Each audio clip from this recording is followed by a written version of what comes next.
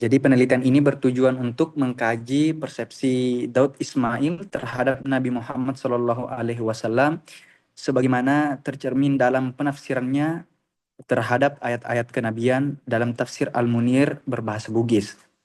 Kajian ini penting untuk menelusuri bagaimana sosok Nabi dipahami dan disampaikan dalam tradisi tafsir lokal yang berakar pada budaya dan konteks masyarakat Bugis. Penelitian ini juga menggunakan pendekatan kualitatif dengan metode studi pustaka dan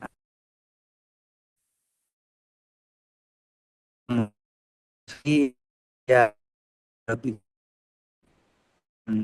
bersekunder diperoleh dari literatur yang membahas penelitian ini mencoba untuk mengidentifikasi yang berkaitan dengan tema kenabian, lalu kemudian mengkaji bagaimana Daud Ismail menafsirkan ayat-ayat tersebut.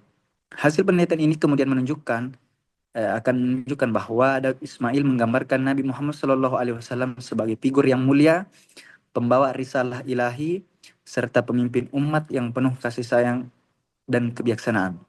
Nah, penafsirannya banyak menekankan nilai-nilai moral, sosial, dan spiritual yang relevan dengan kehidupan masyarakat Bugis. Melalui pendekatan yang komunikatif dan kultural, tafsir ini menjadi sarana penting dalam menginternalisasi keteladanan Nabi dalam kehidupan sehari-hari. Dengan demikian, tafsir An-Munir tidak hanya memiliki nilai teologis, tetapi juga memperkaya khasanah tafsir lokal sebagai ekspresi keberagaman yang kontekstual dan bermakna dalam tradisi Islam di Indonesia.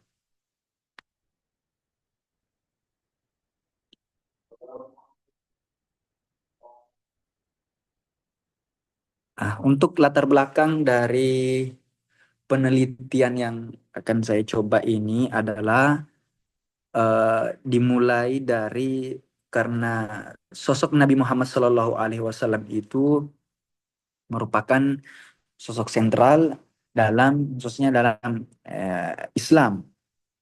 Nah, selain itu Nabi Muhammad SAW itu sebagaimana yang telah kita ketahui bersama bahwa beliau itu juga menjadi teladan yang paripurna bagi umat manusia secara umum.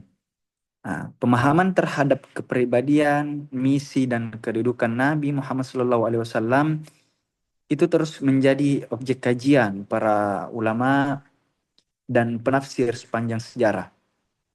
Dalam konteks inilah, tafsir sebagai produk intelektual keislaman memiliki peran penting dalam membentuk persepsi umat terhadap kenabian Muhammad Sallallahu Alaihi Wasallam. Tafsir Al-Quran ini memiliki peran penting dalam pembentukan pemahaman umat Islam terhadap ajaran-ajaran agama. Salah satu bentuk tafsir yang menarik untuk dikaji adalah tafsir lokal yang mencerminkan Siti Marwani keluar ya.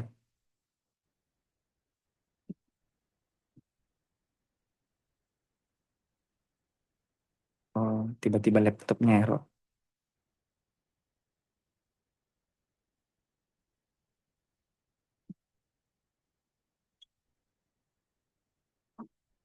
Atau ada teman-teman yang bisa membantu ini? Saya kirim ke grup ya. Ya, kirim aja. Kirim ke grup Ustaz. Siap, siap.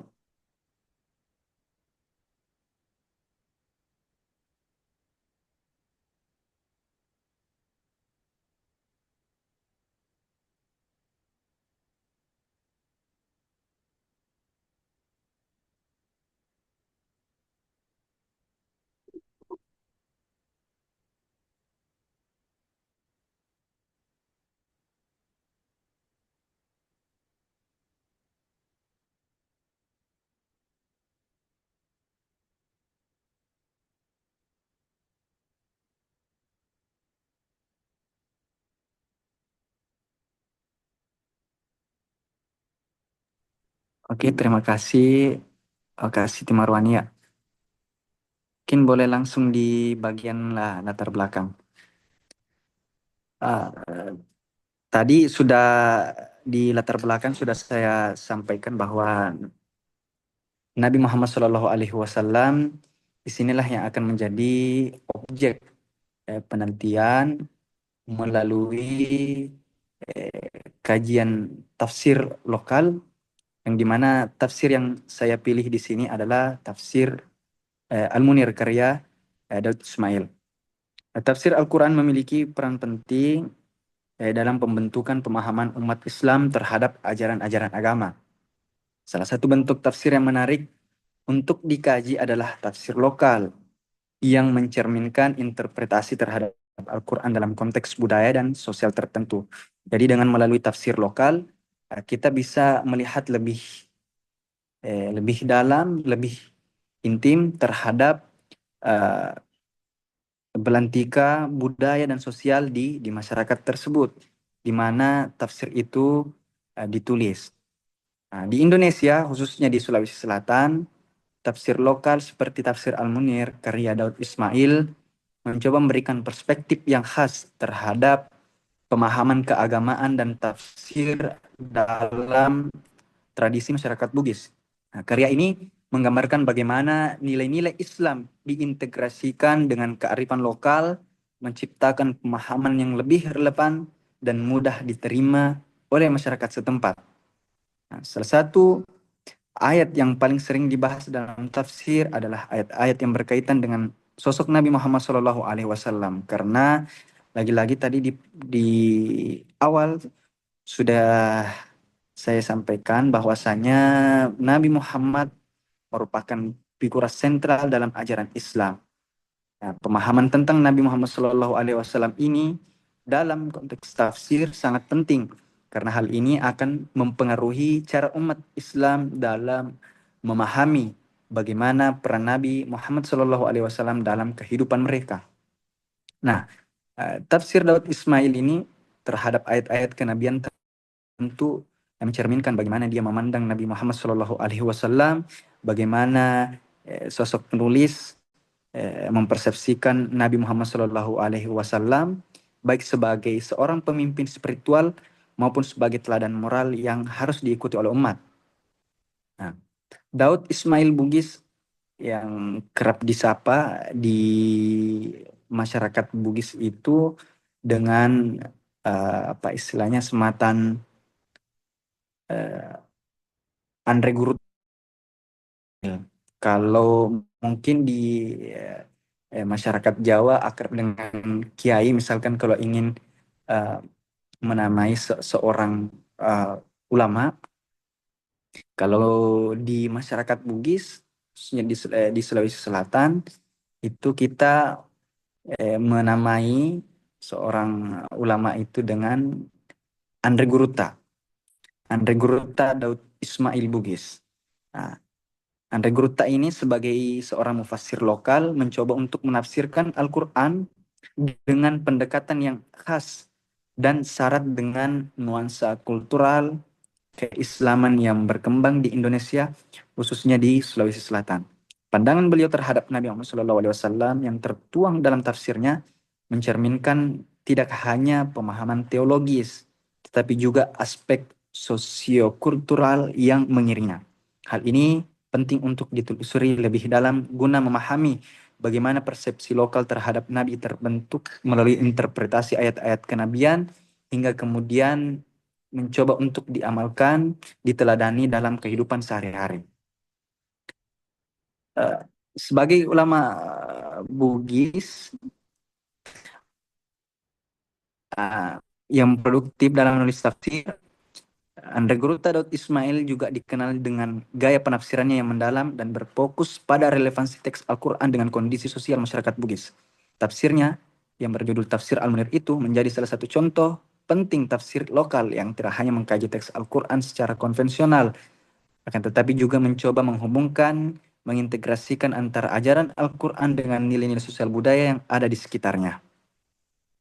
Dalam konteks ini, salah satu tema yang sering menjadi fokus adalah dan menjadi pilihan kami juga sebagai seorang penulis adalah tentang ayat-ayat tentang kenabian yang menjadi landasan moral dan spiritual bagi umat Islam.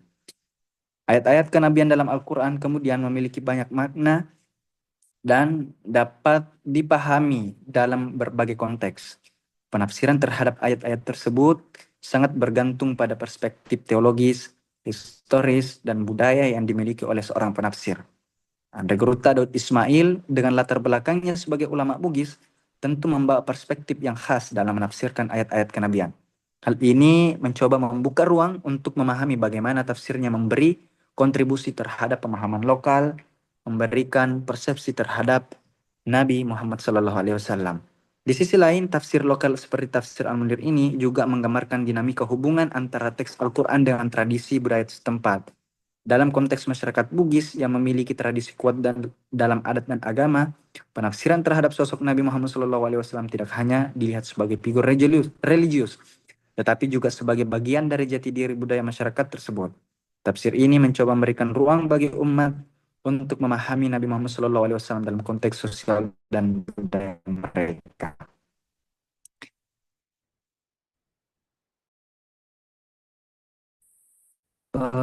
Untuk melalui penelitian ini, penulis berusaha untuk menggali bagaimana tafsir Daud Ismail dapat membantu masyarakat Bugis khususnya dalam memahami peran dan figur Nabi Muhammad SAW dalam kehidupan sehari-hari mereka. Sehingga melalui tafsir Al-Munir ini, Nabi Muhammad SAW tidak hanya digambarkan sebagai sosok spiritual saja, tetapi dijadikan sebagai betul-betul contoh teladan dalam berbagai aspek kehidupan, mulai dari kepemimpinan, moralitas, hingga hubungan sosial. Lebih jauh, penelitian ini juga bertujuan untuk menelaah bagaimana tafsir Daud Ismail berfungsi sebagai instrumen pembentukan karakter masyarakat. Nah, ini mungkin yang menjadi harapan besar sebagai seorang penulis yang mencoba untuk menghadirkan penelitian ini, bagaimana sosok Nabi Muhammad SAW betul-betul menjadi teladan di berbagai aspek kehidupan masyarakat, khususnya di masyarakat Bugis. Nah, sehingga dengan pendekatan yang menekankan pada nilai-nilai kultural ini, tafsir Al-Munir memberikan pemahaman yang tidak hanya bersifat teologis tetapi juga praktis. Secara keseluruhan, penelitian ini diharapkan dapat memberikan kontribusi terhadap kajian tafsir lokal di Indonesia, khususnya di Sulawesi Selatan, serta memperkaya pemahaman kita tentang bagaimana tafsir Daud Ismail berperan dalam membentuk persepsi masyarakat terhadap Nabi Muhammad SAW. Penelitian ini juga dapat memperluas cakrawala kita terhadap pengetahuan hubungan antara agama, budaya, dan tafsir dalam konteks masyarakat Islam Indonesia yang beragam. Boleh dilanjut, Kak?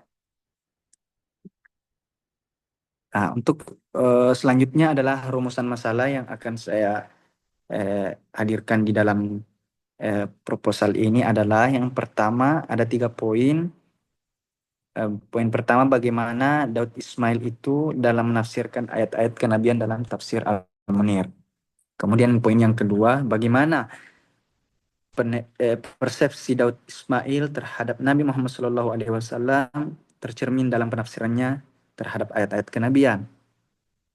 Kemudian poin yang terakhir adalah bagaimana penafsiran Daud Ismail terhadap ayat-ayat kenabian membentuk pemahaman masyarakat Bugis tentang sosok Nabi Muhammad SAW.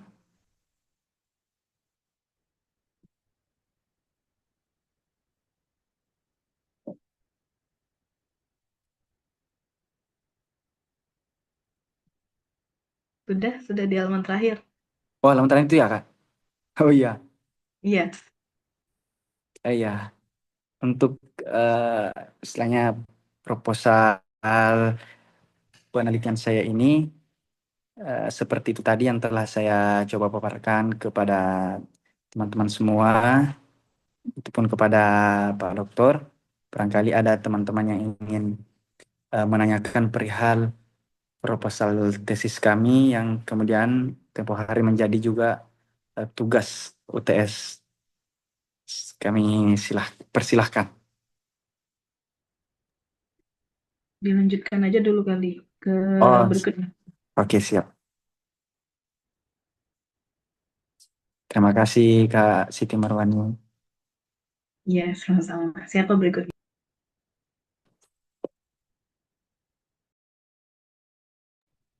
Ustaz Sandi. Kak Marwani tolong itunya. Bisa dibantu, Ustaz? Nah, itu.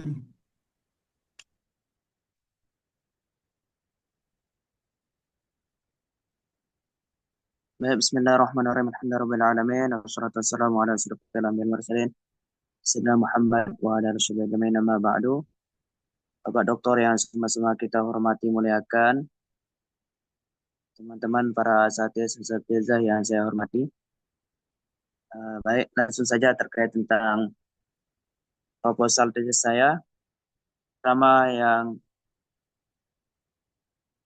paling utama yaitu terkait tentang judul, yaitu moderasi dalam pendekatan keadilan gender di Al-Quran. Ini telah terhadap ayat-ayat tentang peran perempuan. Langsung saja saya lanjut ke latar belakang. Dalam catatan sejarah, perempuan pada masa jahiliyah dianggap sebagai pertanda buruk, bahkan dipandang sebagai aib dan beban bagi keluarga. Karena itu, mereka yang melahirkan anak perempuan seringkali memilih untuk membunuhnya. Kehadiran Nabi Muhammad membawa perubahan besar dalam cara pandang bangsa Arab. Perempuan yang sebelumnya dianggap hina kemudian dimuliakan dengan kedudukan dan hak-hak yang disetarakan. Mereka juga diberikan kesempatan yang sama, terutama dalam bidang ilmu pengetahuan. Pada masa itu, perlakuan laki-laki terhadap perempuan sangat tidak berperi kemanusiaan. Allah mengabadikan kisah tersebut dalam Al-Quran yang menggambarkan bagaimana wajah mereka memerah atau menghitam saat mendengar kabar kelahiran anak perempuan, karena menganggapnya sebagai aib yang memalukan. Mereka juga akan mengasingkan diri dari keramaian. Demikianlah Al-Quran menggambarkan betapa keliru keyakinan dan keputusan yang mereka anut pada masa itu. Pada masa itu, laki-laki dianggap memiliki kuasa mutlak atas perempuan dengan hak untuk memiliki dan melepaskan mereka sesuka hati. Seiring dengan perkembangan zaman dan tuntutan sosial, perempuan kini memiliki ruang dan peran yang lebih luas. Mereka tidak lagi terbatas pada ranah domestik, tapi juga berkiprah dalam berbagai aspek kehidupan sosial. Isu tentang perempuan akhir-akhir ini menjadi sebuah pembahasan yang cukup menarik untuk dikaji, baik di kalangan akademisi maupun praktisi yang gerakannya dikenal dengan gender. Di kalangan umat Islam, isu-isu ini bukanlah hal yang baru, dan bukan hanya sebatas wacana, bahkan lebih dari itu. Telah menjadi sebuah tradisi pemikiran dalam masyarakat Muslim sebagai sebuah pembahasan, sehingga perlu untuk mengetahui dan mengungkap bagaimana eksistensi tentang perempuan dalam perjalanan sejarah perkembangan, filsafat, keilmuan, dan peradaban dunia sebelum datangnya Al-Quran. Informasi-informasi tersebut menjadi penting agar kita dapat mengetahui bagaimana revolusi hak-hak perempuan dalam Islam, sehingga barometer yang kita gunakan dapat menunjukkan angka yang standar dan objektif dalam melihat perbedaan-perbedaan yang terjadi. Sebelum Islam dengan sesudah Islam. Kemudian kesetaraan gender dapat dilihat dari keterlibatan perempuan dalam posisi strategis di ranah publik. Selama ini, peran perempuan sering dikaitkan dengan tugas domestik seperti mengurus rumah tangga, kemudian mengurus anak, mencuci, melahirkan, dan memasak. Namun dalam kajian gender, yang menjadi fokus adalah bagaimana gender terbentuk sebagai sistem status sosial yang berasal dari struktur masyarakat dan berkembang menjadi pola perilaku yang dapat terus dikaji dan didiskusikan. Proses perempuan untuk melangkah keluar dari peran domestik seputar dapur, kasur, dan sumur ini memunculkan kesadaran baru sebagai perempuan berdaya, namun di sisi lain juga memunculkan problem baru. Problem yang sering mengemuka adalah seperti adanya beban ganda bagi perempuan yang bekerja di luar atau di rumah. Dalam artian yang lain, pekerja rumahan. Mereka bertugas di ranah publik namun tetap memiliki tanggung jawab domestik. Berbeda dengan laki-laki, ketika sudah masuk ranah publik, maka kebanyakan mereka lepas tanggung jawab untuk urusan domestik. Problem lain adanya kerentanan terhadap pelecehan seksual di ranah publik, pengabaian hak ibu di tempat kerja, kemudian kecilnya upah yang didapat karena berangkat dari asumsi perempuan bekerja hanya untuk mencari tambahan, bahkan sampai munculnya kekerasan dalam rumah tangga. Kekerasan itu dapat berupa kekerasan fisik, kekerasan psikologis, kekerasan seksual, dan kekerasan ekonomi. Kemudian ada penrumusan masalah di sini.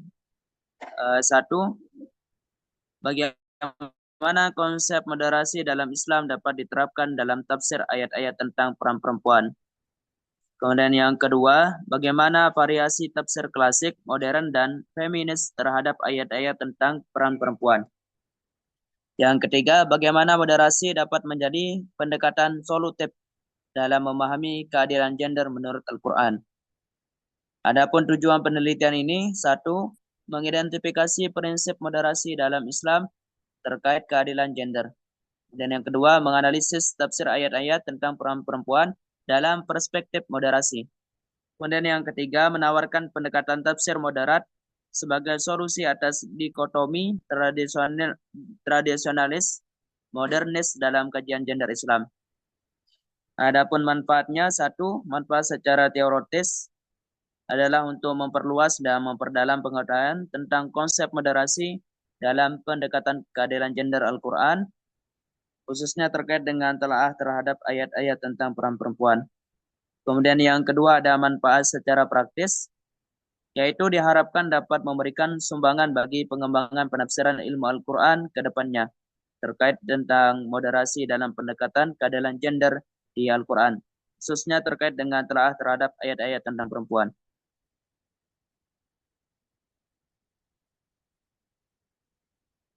Adapun selanjutnya terkait tentang kerangka teori, ada pengertian moderasi. Kata moderasi dapat dirumuskan ke dalam dua arti, yaitu moderasi yang berarti jalan tengah dan moderasi yang berarti sesuatu yang terbaik. Berarti jalan tengah karena disandingkan seperti dalam sebuah forum, pasti ada penengah yang tidak memihak kepada siapapun. Kemudian ada pengertian keadilan gender. Keadilan merupakan suatu konsep dan atau perilaku yang mencerminkan keseimbangan, kesejajaran, atau keadilan. Kemudian ada peran perempuan. Dalam Kamus Bahasa Indonesia, definisi perempuan adalah orang yang mempunyai puki dalam menstruasi, hamil, melahirkan anak, dan menyusui. Dalam bahasa Indonesia, kata perempuan sering juga diistilahkan dengan kata wanita.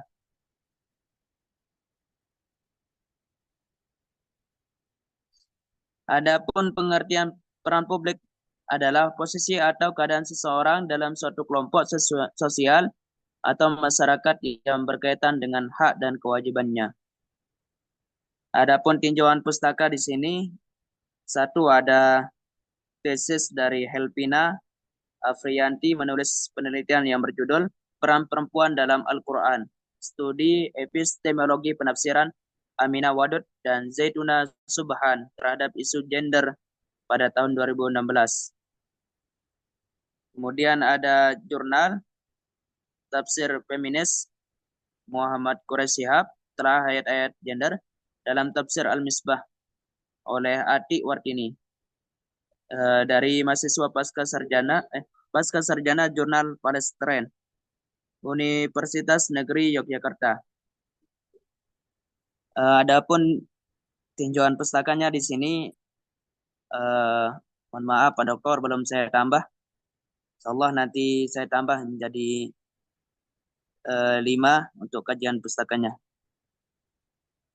Kemudian adapun metodologi penelitian, satu di sini ada jenis penelitian.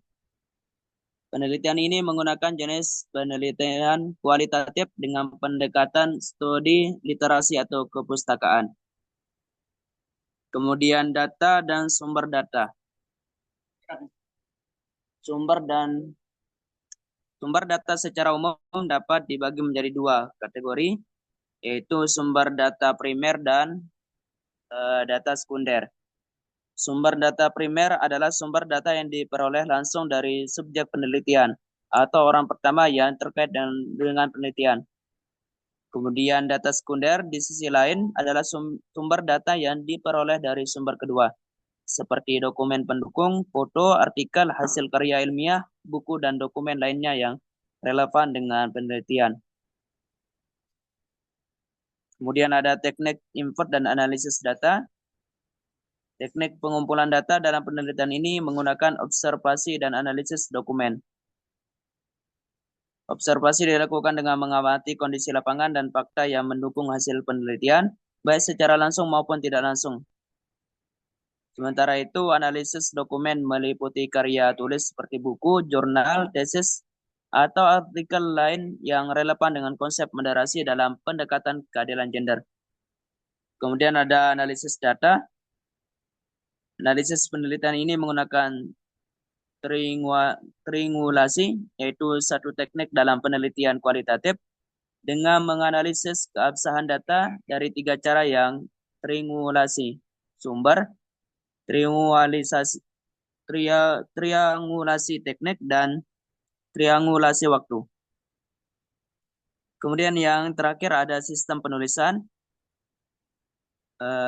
Di bab pertama nanti berisi tentang pendahuluan yang meliputi latar belakang masalah, kemudian rumusan masalah, tujuan penelitian, manfaat penelitian, kerangka teori, tinjauan pustaka, metode penelitian, dan sistematika penulisan, seperti yang dibacakan yang di atas tadi.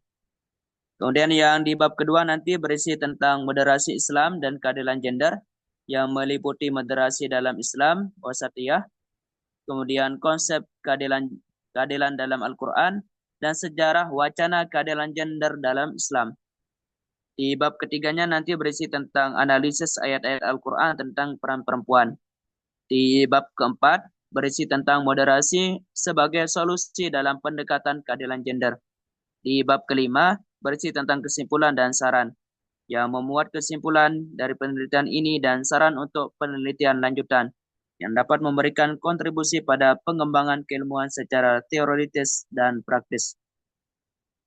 Mungkin hanya itu yang dapat saya sampaikan, yang bisa saya paparkan dari proposal tesis saya.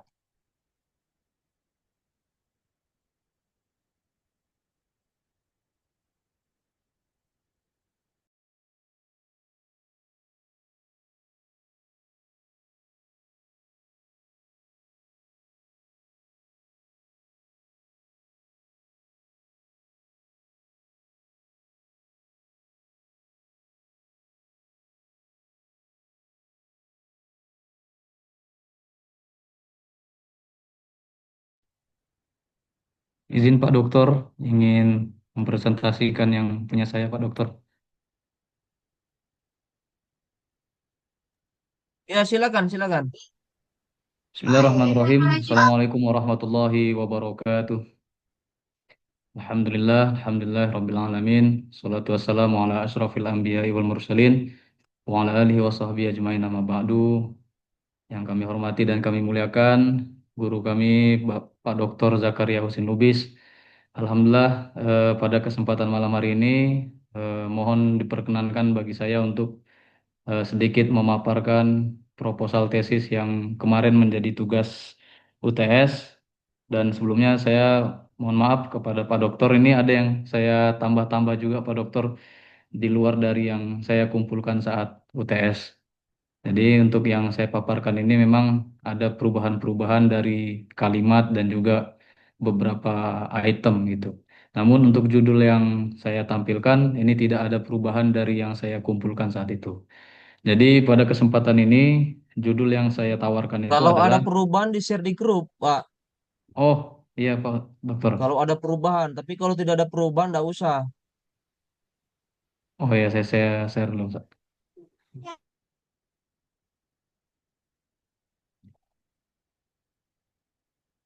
Habis ini Pak Dokter di mana Pak Dokter? Kalau bisa biar supaya dibaca teman-teman kan? Atau Iya minta iya. tolong sama siapa di-share?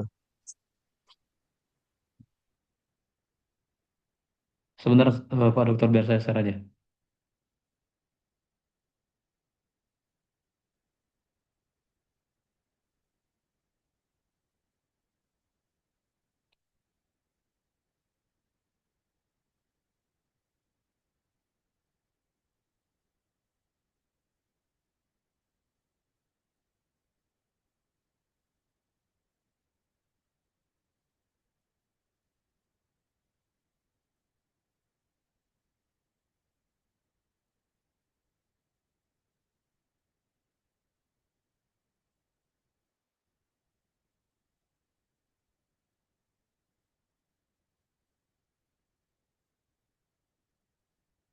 Oke, kembali lagi. Mohon maaf, tadi saya share sebentar. Baik, untuk judul yang saya tawarkan itu adalah konsep keadilan dalam tafsir Al-Misbah, studi tematik terhadap ayat-ayat keadilan dalam Al-Quran. Nah, adapun memang untuk abstraknya di sini saya tertarik atau mungkin mengambil judul tersebut. Yang pertama adalah bertujuan untuk mengkaji konsep keadilan dalam tafsir Al-Misbah karya M. Quraisyihab dengan pendekatan tematik terhadap ayat-ayat yang berkaitan dengan keadilan dalam Al-Quran. Keadilan merupakan nilai universal yang menjadi prinsip dasar dalam kehidupan manusia, dan Al-Quran menempatkan keadilan sebagai fondasi penting dalam berbagai aspek kehidupan. Adapun metode penelitian yang digunakan adalah kualitatif dengan pendekatan tematik atau maudhu'i, dan hasil penelitian juga insya Allah menunjukkan bahwa tafsir Al-Misbah menafsirkan ayat-ayat keadilan secara kontekstual dan relevan dengan kondisi sosial kemasyarakatan kontemporer. Konsep keadilan dalam tafsir ini mencakup keadilan dalam hukum, ekonomi, sosial, dan agama, dengan penekanan pada keadilan sebagai pilar utama dalam membangun masyarakat yang beradab dan sejahtera. Nah, diawali dengan bab 1 pendahuluan. Jadi memang secara umum latar belakang adanya penulisan ini yaitu adanya dorongan bagi penulis untuk menjabarkan atau mengkaji tentang konsep keadilan. Karena memang di satu sisi di negara Indonesia ini keadilan itu adalah suatu hal yang sulit ya kalau melihat dari fakta-faktanya, karena memang keadilan itu hanya dapat diraih oleh orang yang berduit gitu. Sedangkan orang-orang yang tidak punya duit mungkin agak tertindas sedikit. Nah, jadi memang keadilan merupakan hal penting dalam kehidupan berbangsa dan bernegara. Charles Merriam dan Miriam Budi Harjo meletakkan keadilan ini sebagai salah satu prinsip dalam tujuan suatu negara. Nah, ini untuk paragraf pertama. Kemudian selanjutnya, keadilan merupakan prinsip moral dan spiritual yang sangat fundamental dalam ajaran Islam. Ia bukan hanya nilai universal, tetapi juga menjadi bagian integral dari misi kenabian. Jadi kalau secara kebahasaan, mungkin kalau nggak salah ini deduktif ya, karena lebih ke umum dulu, baru nanti dia merucutnya ke khusus gitu. Nah, jadi memang secara latar belakang, penulis tertarik dengan konsep keadilan yang mungkin akan dijembatani oleh tafsir Al-Misbah karangan M. Quraisyihab. Seperti itu. Kemudian identifikasi masalah. Berdasarkan uraian latar belakang di atas, maka dapat diidentifikasi beberapa pokok permasalahan sebagai berikut. Satu, kurangnya pemahaman yang utuh dan menyeluruh terhadap konsep keadilan dalam Al-Quran. Karena ayat-ayat yang membahas keadilan tersebar dalam berbagai surah dan seringkali dipahami secara parsial tanpa pendekatan tematik. Yang kedua, masih adanya kesenjangan antara nilai keadilan dalam Al-Quran dengan realitas kehidupan sosial umat Islam yang tercermin dari berbagai bentuk ketidakadilan dalam aspek hukum, sosial, ekonomi, dan gender. Ketiga, minimnya kajian yang secara khusus mengkaji konsep keadilan dalam tafsir kontemporer, terutama dalam tafsir Al-Misbah yang memiliki pendekatan moderat dan kontekstual, namun belum banyak dieksplorasi dari sisi tematik terhadap isu-isu nilai seperti keadilan. Nah, jadi dari panjang lebar latar belakang di atas, maka dapat kami saring ya ada 3 hal yang menjadi identifikasi ini. Yang pertama tadi kurangnya pemahaman, kemudian juga adanya kesenjangan antara nilai keadilan, dan juga mungkin yang tidak apa ya, kontemporer gitu, sehingga kami mencoba untuk mengkajinya secara kontemporer melalui tafsir Al-Misbah ini. Nah, di sini yang keempat, belum tergambarnya secara jelas bagaimana Quraisy Shihab sebagai mufasir kontemporer memahami dan menjelaskan keadilan dalam Al-Quran, baik dari segi makna, prinsip, maupun penerapannya dalam kehidupan modern. Nah, secara umum kita batasi dari identifikasi tadi, kita batasi agar lebih mengerucut dia pembahasannya biar nggak terlalu menyebar. Maka agar penelitian lebih terfokus dan mendalam, maka pembahasan dibatasi pada yang pertama, kajian terhadap konsep keadilan dalam Al-Quran hanya difokuskan pada ayat-ayat yang secara eksplisit dan implisit berbicara tentang keadilan. Kemudian penafsiran ayat-ayat keadilan yang dikaji terbatas pada yang terdapat dalam tafsir Al-Misbah karya Profesor Dr. Muhammad Quraish Shihab tanpa membandingkannya dengan tafsir lainnya. Jadi mungkin kita penulis mau fokusnya untuk kitab tafsir Al-Misbah saja. Kemudian yang ketiga, penelitian ini tidak membahas seluruh bentuk keadilan secara luas. Misalnya keadilan ekonomi, politik, dan gender secara rinci, melainkan difokuskan pada konsep keadilan secara umum sebagaimana dipahami dan dijelaskan oleh Quraish Shihab dalam tafsir Al-Misbah. Adapun dari pembatasan tadi, maka dapat dirumuskan masalahnya. Yang pertama, bagaimana konsep keadilan dalam Al-Quran secara umum? Kemudian bagaimana penafsiran Quraish Shihab terhadap ayat-ayat keadilan dalam tafsir Al-Misbah?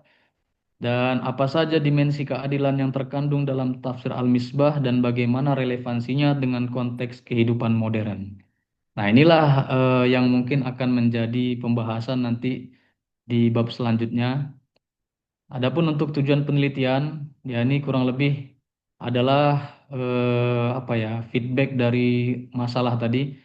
Kalau kita ada masalah, kita butuh solusi. Nah, ini mungkin tujuan penelitiannya tadi mendeskripsikan konsep keadilan dalam Al-Quran, kemudian menganalisis penafsiran Quraish Shihab, dan juga mengungkap dimensi-dimensi keadilan. Manfaat penelitian, ya ini secara umum memang manfaat teoritis dan manfaat praktis. Kerangka teori. Nah, dalam hal ini penulis mencoba untuk mengambil kata kunci atau variabel dari judulnya tadi, maka dapat dipisahkan ada konsep keadilan dalam Al-Quran, kemudian ada tafsir tematik, dan juga pemikiran tafsir Quraish Shihab. Adapun tinjauan pustaka yang dari penulis dapatkan, ada kurang lebih 3 peneliti ya, atau 3 penulis yang agak relevan dengan judul yang saya ambil ini. Yang pertama ada konsep keadilan dalam perspektif Al-Quran. Nah, di sini ada konsep keadilan ini sama ini. Cuman memang yang membedakan antara penelitian ini dengan penelitian yang mungkin akan kami bahas ini, ya kalau yang pertama dari karya Pak Ahmad Hidayatullah ini, beliau lebih membahas secara umum tentang konsep keadilan dalam Al-Quran.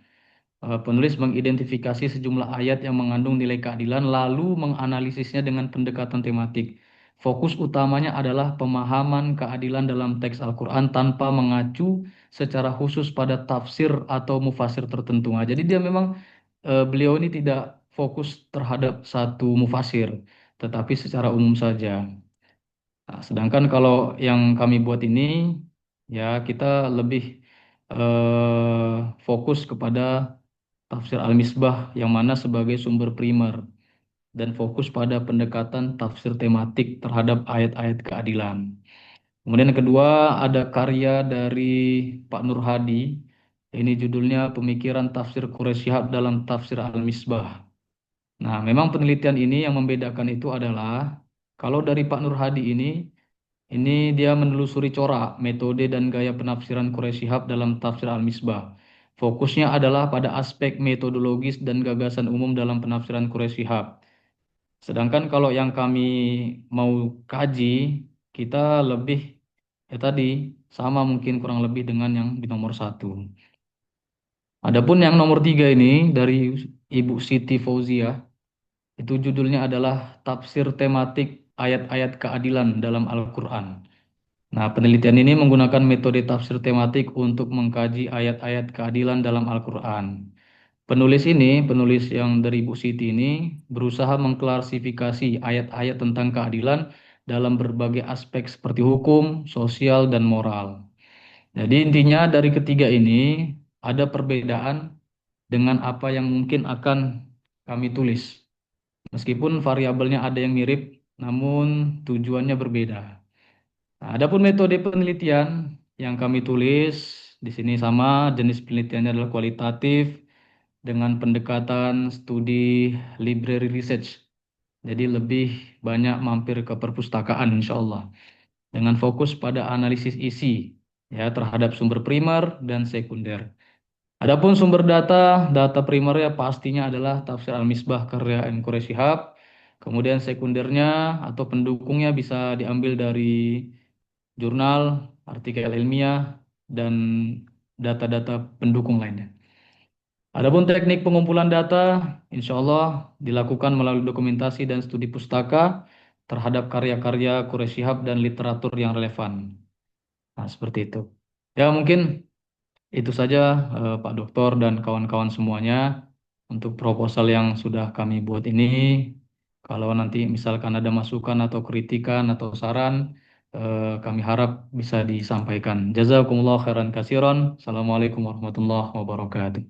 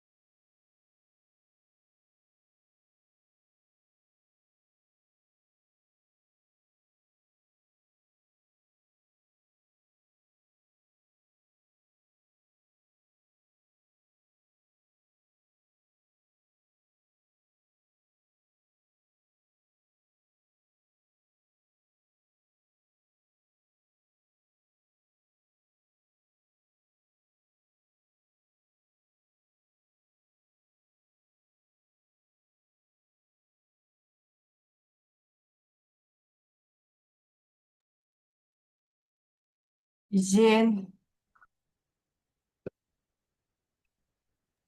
Silakan Bu Siti. Ya, ini karena kita masih sama-sama ya, masih sama-sama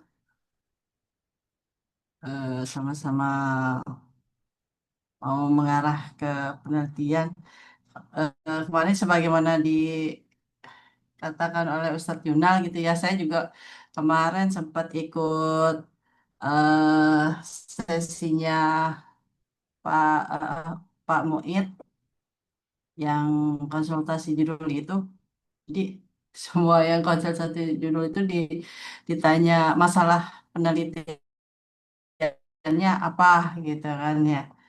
Eh, jadi karena memang masalah itu nanti yang akan menentukan penting tidaknya sebuah penelitian itu.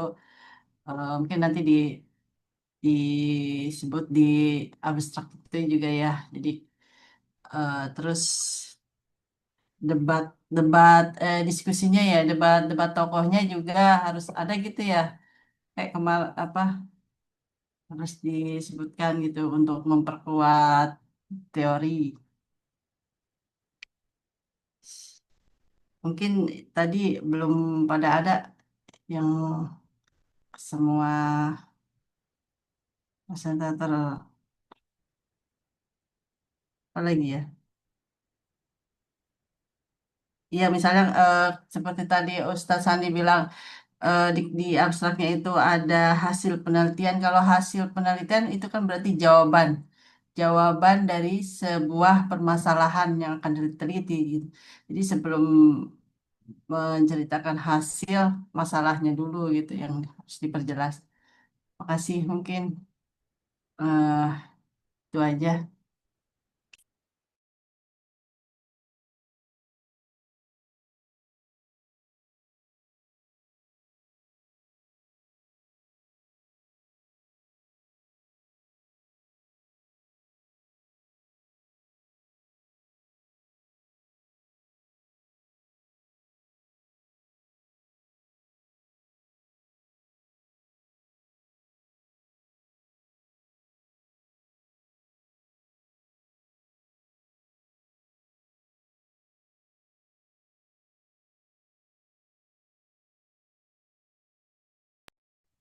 Mungkin dari saya sedikit. Yang pertama untuk Ustadz Rian Saputra.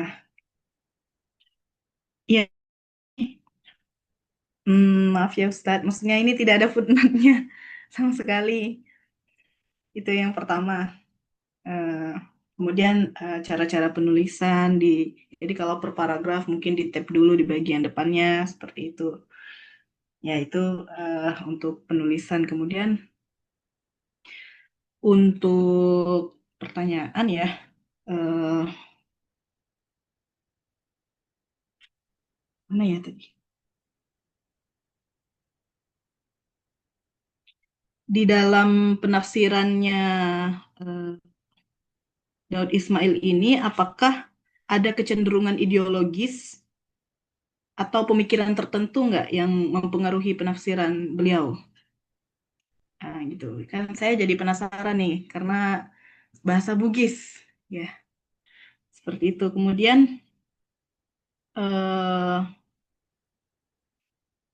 ya,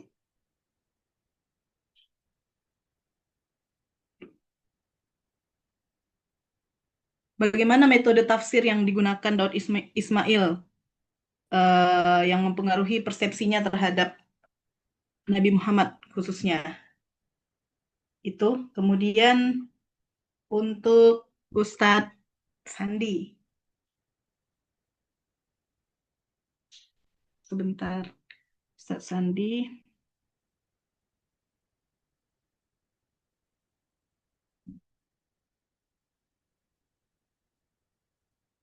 Ya, tadi ada kalimat seperti ini. Jadi, eh, Al- demikianlah Al-Quran menggambarkan betapa keliru keyakinan dan keputusan yang mereka anut pada masa itu. Pada masa itu, kan gitu. Nah, mungkin bisa diganti, Ustaz, kalimatnya, jadi jangan ada pengulangan seperti itu. Saran dari saya ya. Jadi kan memang kalau di dalam kita menulis suatu karya ilmiah itu jangan ada double ya, pengulangan-pengulangan. Nah, itu tadi ada pengulangan tuh di halaman di bagian latar belakang. Jadi pada masa itu titik, kemudian pada masa itu lagi gitu. Mungkin diganti eh, apa gitu di parafrase. Itu kemudian kan saya rasa kajian gender ini sudah banyak ya yang meneliti ya. Nah, kajian gender seperti yang pernah kita bahas eh, apa yang judul presentasi saya itu. Nah, kemudian di Indonesia juga sudah ada bahkan karya disertasinya Pak Prof. Nasaruddin Umar gitu ya. Nah, saya sarankan mungkin daripada Ustadz ngambil di ini kan eh, internet ya, di WordPress ya. Ini yang Harizi Fauzi Tafsir Masjid Kedudukan Wanita Karir dalam Al-Quran. Nah, mungkin lebih baik merujuk kepada rujukan yang lebih lebih ini ya, lebih bagus gitu menurut saya. Mungkin bisa dicari lagi banyak banyak sekali teman-teman rujukan-rujukan yang bisa diambil. Ini mungkin saya bisa ini ya, saya ngambilnya itu di aplikasi-aplikasi perpus-perpus yang menyediakan e-book secara online. Itu ada Ipusnas. Jadi Ipusnas itu ada aplikasinya. Jadi mungkin bisa teman-teman. Kemudian ada Jakarta. Ini e-booknya sangat banyak ya. Kemudian Jogja. Kemudian IB Library, ini punyanya Bank Indonesia dan Mungkin sama perpus linknya, nah, sama linknya mungkin dikirim. enggak, ini cari aja di Play Store. Oh, anu aplikasinya. Iya, Perpustakaan UIN Syarif. Nah, jadi memang UIN Syarif Jakarta ya. Nah, jadi memang saya juga pribadi terkadang mengambil e-book yang secara online di situ.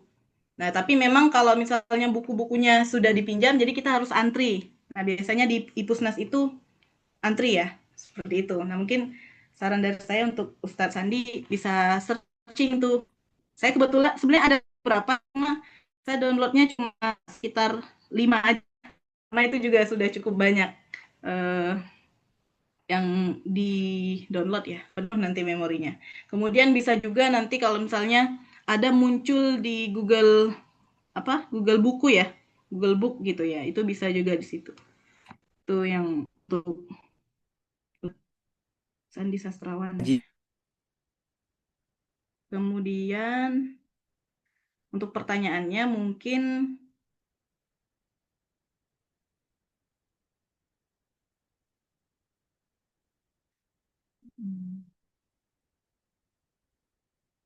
lupa saya mau nanya apa jadinya. Nah, apakah di dalam penafsiran Ustadz nanti membandingkan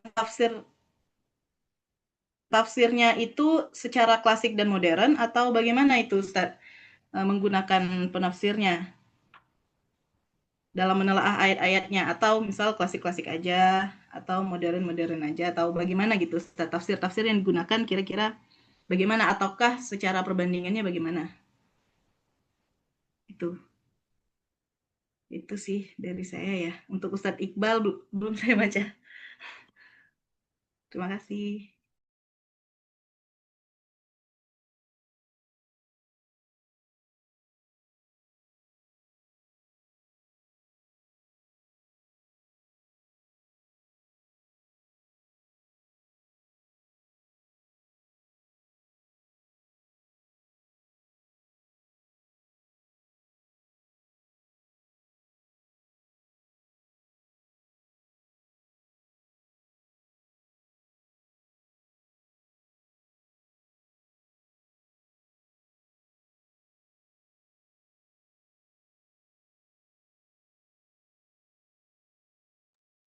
Oh, ini saya mau komentar untuk yang Ustadz Iqbal. Mungkin di footnote-nya ya Ustadz Iqbal, Times New Roman ini sepertinya belum Times New Roman ya Ustadz Iqbal. Iya kayaknya. Zah. Footnote-nya.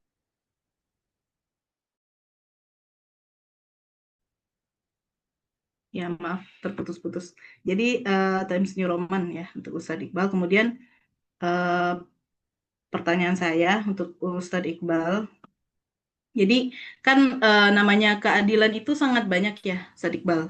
Nah, jadi bagaimana Ustadz Iqbal mengklasifikasikan jenis-jenis keadilannya? Apakah keadilan hukum kah? Atau keadilan sosial kah? Atau gender kah? Tadi kayaknya saya mungkin yang tidak mendengar ya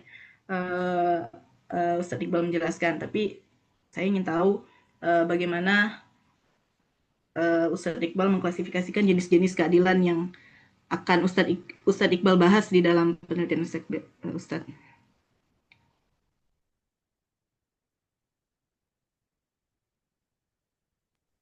Baik, terima kasih Ustazah Siti. Ini kira-kira dari semua pertanyaan, berarti kita dengar jawaban dari kawan-kawan yang terlebih dahulu dulu ya. Bebas ya, siapa aja duluan kali ya. Biar bisa bernapas dulu Ustazah. Nah, oke, mungkin dari Ustaz Rian dulu lah. Tafadhol Ustaz. Udah tadi Ustaz. Siap. Terima kasih Ustadz Iqbal dan kepada menarik dibahas dua pertanyaan yang pertama, apakah kecenderungan geolog dari orang Ismail ini dalam pertanyaan yang Eh, putus-putus ya. Cek, cek. Suara saya udah jelas Kak? Ya, jelas. Oke. Eh, pertanyaan pertama saya coba jawab. Menurut karena saya belum terlalu jauh untuk bermuamalah membaca dengan kitab tafsir beliau.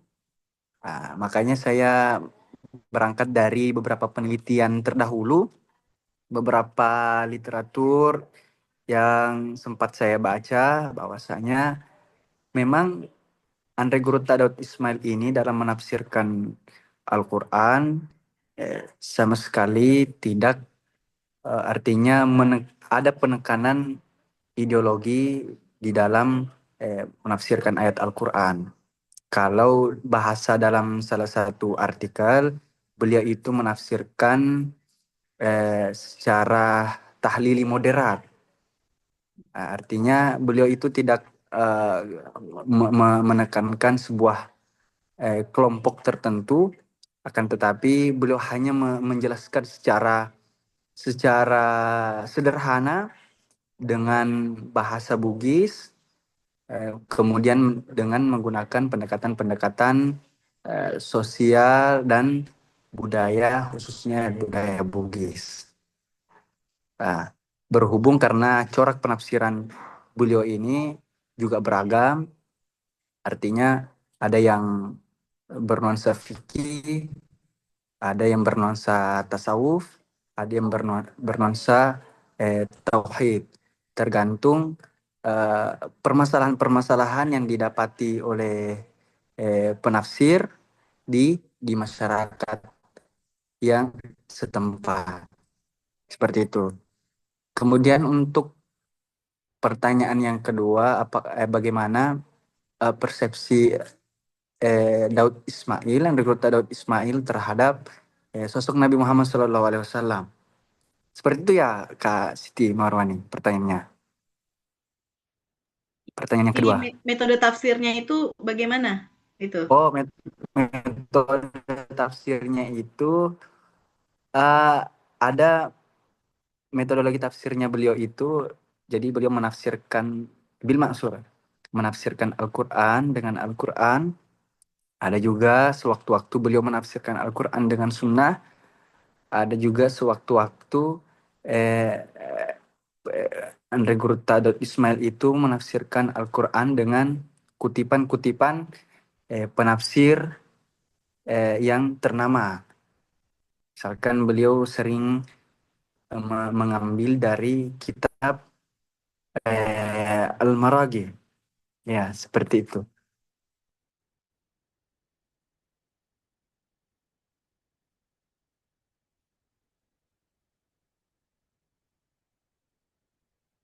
Bisa dipahami atau ada yang perlu diperjelas lagi? Ya, cukup Ustaz. Oke, terima kasih. Mungkin dilanjut sama Ustadz Sandi ya atau Ustadz Iqbal. Mungkin saya dulu Anzar. Eh, Terima kasih kepada Saudara Siti Marwani atas masukan, saran, kemudian informasinya tadi. Kemudian terkait tentang pertanyaannya, eh, saya lebih condong ke penelitian terkait tentang tafsir klasik modern dengan feminis terhadap ayat-ayat Al-Quran tentang peran perempuan itu nanti dengan cara dibandingkan. Mengapa? Karena setiap penafsiran itu kan berbeda-beda. Kemudian bisa diambil hikmahnya nanti, yaitu dari tiga pendekatan, yaitu tafsir klasik, kemudian modern dengan feminim. Nanti bisa mendapati pemahaman tentang peran perempuan itu berkembang kemudian berubah seiringnya dengan waktu. Mungkin hanya itu yang bisa saya jawab, saya Siti Marwani.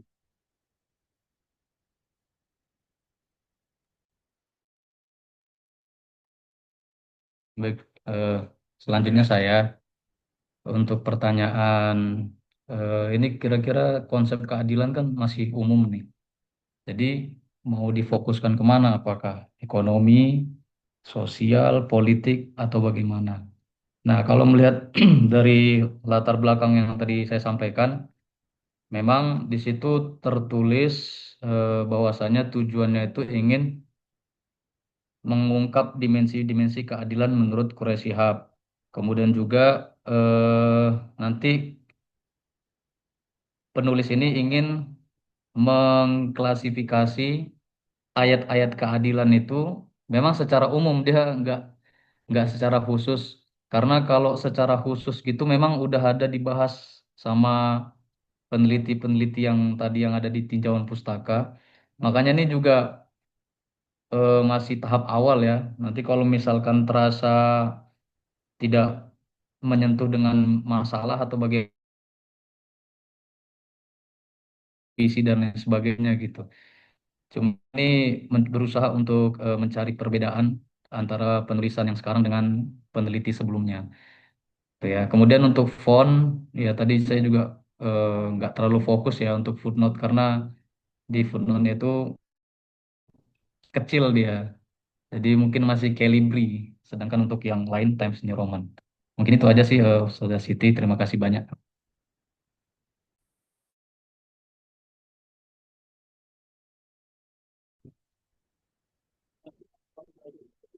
Mohon izin pemateri.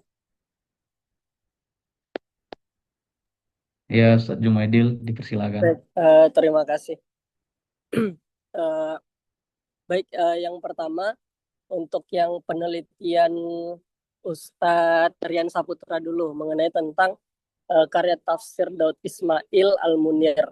Nah, di situ saya di situ saya teringat gitu, ternyata ada tafsir yang mirip gitu dengan karya Wahbah Zuhaili yang dimana nama kitab tafsirnya itu juga tafsir Al-Munir, tapi yang saya tahu bahwa tafsir Al-Munir karya Daud Ismail ini lebih dahulu dibuat dibanding daripada karyanya Wahbah Zuhaili Al-Munir itu. Nah, terus sebenarnya ini menjadi tantangan sih, ketika tantangan kebahasaan gitu, Ustadz. Jadi ketika ada orang-orang yang di luar daripada masyarakat Bugis, yang kelak nanti ketika penelitian ini memang berhasil, tesis ini berhasil, nah bagaimana cara agar pembaca itu tidak serta-merta hanya membaca tesis gitu. Jadi penafsiran daripada Daud Ismail, tentu kan nanti Ustadz Rian menyajikan gitu bunyinya, dialektika bahasa Bugisnya itu seperti apa. Nah, karena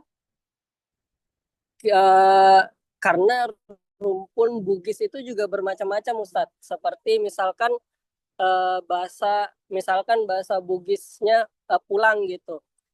Misalkan bahasa Bugisnya pulang itu kan ada yang medek, terus ada juga yang lesu gitu, dan lain sebagainya gitu. Ada juga seperti mandi gitu.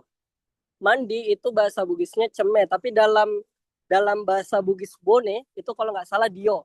Nah, maksud saya perlu juga untuk mengetahui Daud Ismail ini itu merupakan Bugis apa gitu. Nah, tapi saya mendapatkan informasi bahwa Daud Ismail ini adalah beliau merupakan sosok yang bersuku Bugis Sopeng gitu, karena informasi dari teman saya itu dia punya istri yang mana ketika sewaktu masih kecil dia sering bertemu dengan Daud Ismail, dan di situ dia mijitin, dia urut gitu, karena memang dari istrinya ini itu dia keluarga darah biru gitu. Nah, keluarga kerajaan, sehingga sering didatangi oleh tokoh-tokoh terkenal gitu seperti Daud Ismail.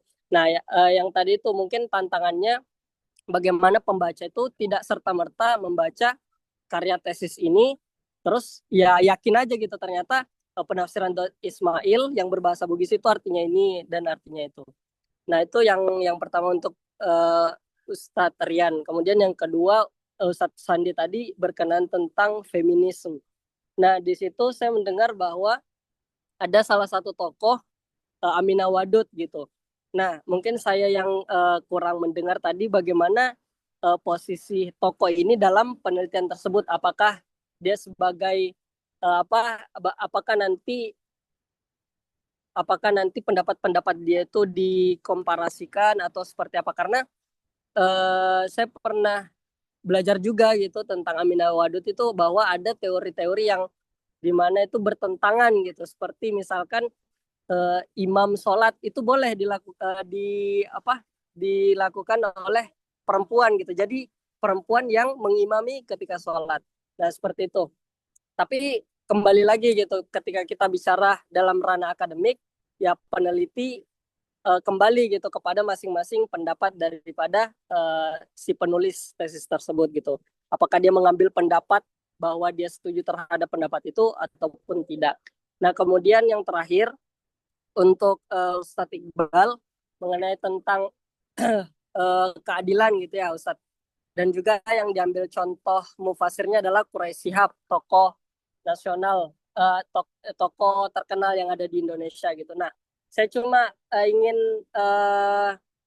ingin meyakinkan Ustadz aja gitu pada batas pembahasan tadi yang poin yang ketiga itu bahwa tidak pada penelitian itu tidak membahas mengenai tentang keadilan secara ekonomi gitu, secara politik.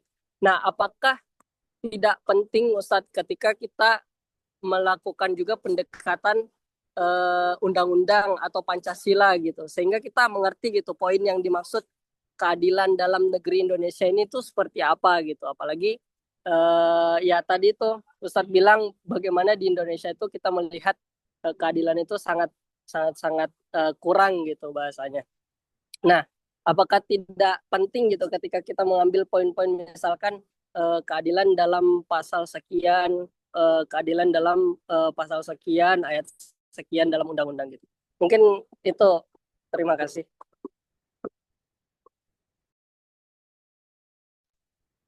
Mohon maaf, Ustaz Jumadil, bisa diulang pertanyaannya untuk saya tadi karena sinyal tadi agak terlempar sedikit dari Zoom. Oke, baik. Baik Ustadz Sandi, saya ketik. Oh, ya, Ustaz. Baik.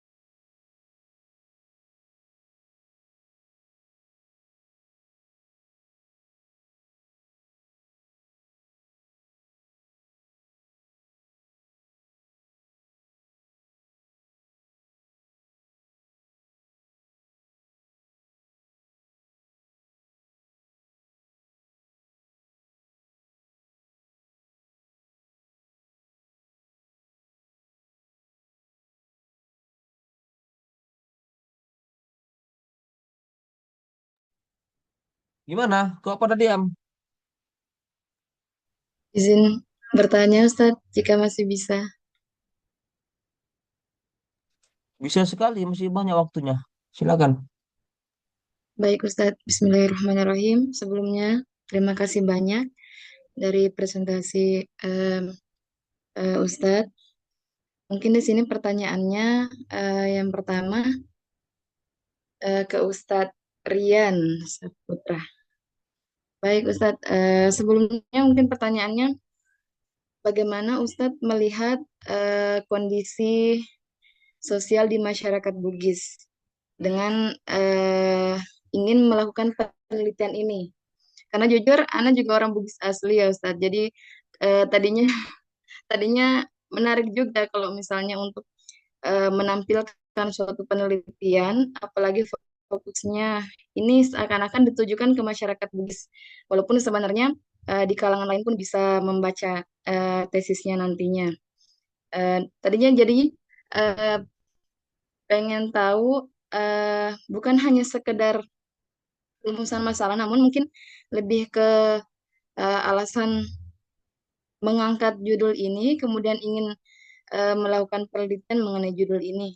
Karena eh, bisa jadi salah satunya juga kalau misalnya anak pribadi, kita melihat dari kondisi masyarakat saat ini bagaimana sehingga kita memiliki ide untuk melakukan penelitian seperti itu.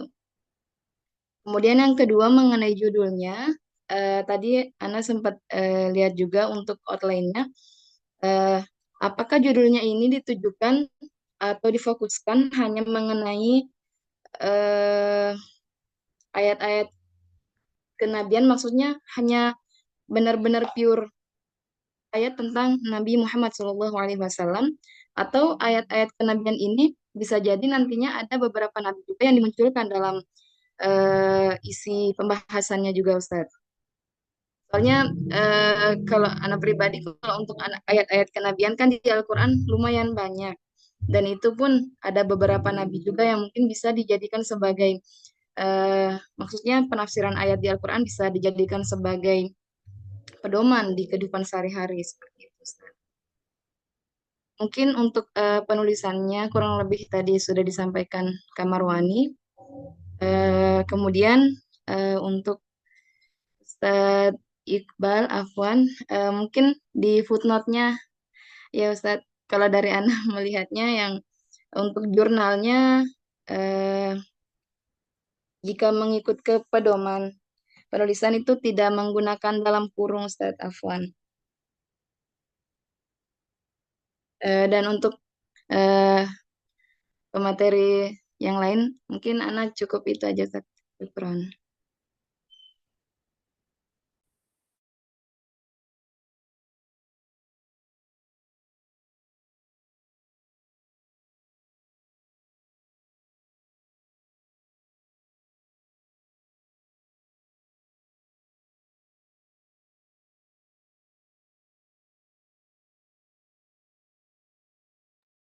Baik, Oke, saya coba menanggapi terlebih dahulu. siap. Silakan Saya Ustadz duluan atau Iqbal. Sarian dulu nih? Sarian dulu ya. Ustadz Iqbal aja dulu. Saya duluan Baik. tadi. Ah, ya, siap. Untuk menanggapi dari pertanyaan Ustadz Jumaidil Akbar, apakah tidak penting mungkin pembahasan keadilan itu lebih fokus kepada ekonomi atau mungkin politik Indonesia melihat fenomena saat ini mungkin ya terlihat jelas ya keadilan kita ini ya mungkin tergantung orang dalam gitu. Nah, memang secara secara khusus yang tadi saya sampaikan dari yang sudah saya tulis bahwasanya memang di sini saya ingin mencoba melihat atau menganalisis eh, pemahaman konsep keadilan menurut Quraish Shihab ini secara umum. Memang penting untuk membahas yang tadi, hanya saja itu nanti takutnya malah mengurangi kedalaman analisis. Adapun juga untuk tujuan dan ruang lingkup penelitian yang tadi sudah saya tulis, itu lebih menelusuri konsep keadilan secara umum yang mungkin secara khususnya itu dia gimana sih konsep keadilan menurut tafsir Al-Misbah ini. Jadi semua semua elemen tadi akan dihimpun secara tematik ya. Nah, di situ mungkin bisa dikasih kesimpulan mungkin bahwasanya oh ternyata menurut cara pandang Quraish Shihab ini dalam tafsir Al-Misbah keadilan itu seperti ini loh gitu. Nah, memang kalau secara khusus ekonomi atau sosial itu tadi udah pernah dibahas sama peneliti yang lain gitu. Takutnya kalau misalkan dibahas lagi agak mirip-mirip. Jadi ya seperti itulah. Tapi kalau misalkan nanti ternyata di pertengahan perjalanan ternyata ada inovasi atau ide di tadi, nah mungkin bisa jadi berubah lagi. Nah, itu ya mungkin Ustaz Jumaidil, terima kasih banyak.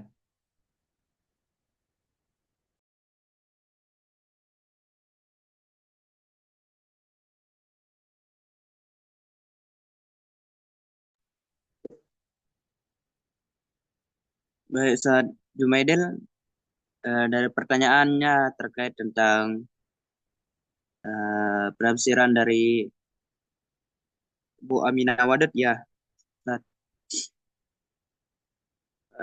Tentu yang dimana kita mengetahui bahwasanya Aminah Wadud ini adalah seorang cendekiawan Muslim feminis, kemudian yang terkenal dengan pendekatan tafsir secara intelektualnya kait tentang ayat-ayat Al-Quran, tetapi memang ada pandangan Aminah Wadud yang kontroversial, terutama yang disebutkan oleh Ustaz Jumaidil tadi, bahwasanya perempuan itu boleh menjadi imam. Tentu ini pendapat yang bertentangan dengan kebanyakan ulama, bahwasanya yang jadi imam dalam sholat itu adalah laki-laki. Kemudian memang tidak bisa kita pungkiri bahwasanya ini merupakan salah satu contoh dari berbagai interpretasi, kemudian bahwa ini merupakan perbedaan pendapat di antara umat Muslim terkait tentang isu-isu gender ini, Ustaz Jumaidil. Mungkin hanya itu yang dapat saya jawab dari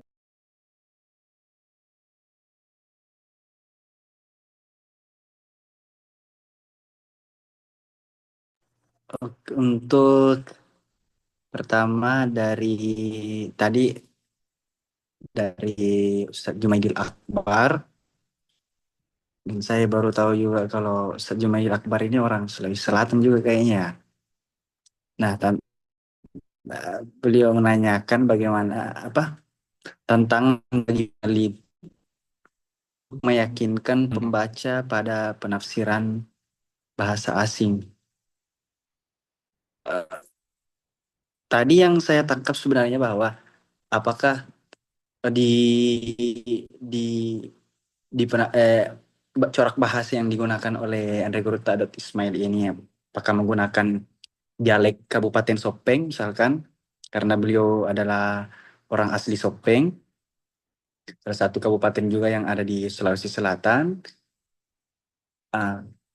Kalau menurut dari pembacaan saya terhadap teks asli dari kitab Andre Guruta ini dan beberapa literatur yang kami baca, bahwasanya memang dari corak bahasa, penggunaan bahasa yang digunakan oleh Andre Guruta ini memang menggunakan aksara lontara dengan bahasa Bugis secara umum.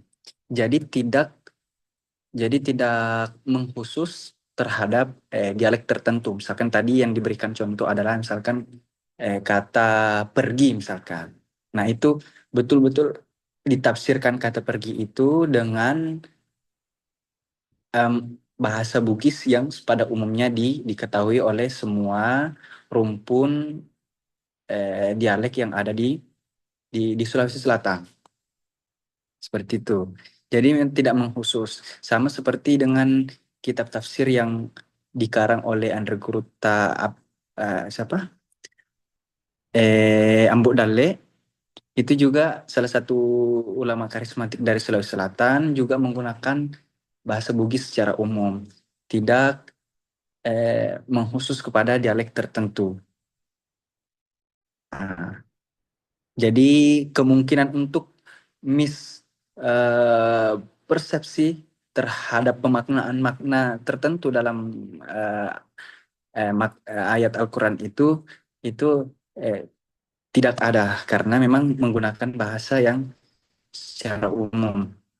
Nah, ini yang maksud yang ditulis oleh Ustaz Jumaidil Akbar, mungkin bisa diperjelas lagi, maksudnya kita meyakinkan pembaca pada penafsiran bahasa asing itu gimana maksudnya, Ustaz? Oke, Baik, sebelumnya terima kasih kepada Ustadz Rian yang sudah menjelaskan dan ya terjawab. Nah, maksud saya itu Ustadz gini. Jadi ketika kita menulis penelitian yang dimana kita mengambil salah satu daripada karya Nusantara Indonesia yaitu bahasa Bugis kan. Nah, ketika ada orang bukan orang Bugis nih baca tesis Ustadz gitu. Tentu kan nanti Ustadz Rian itu menyajikan gitu yang terkait dengan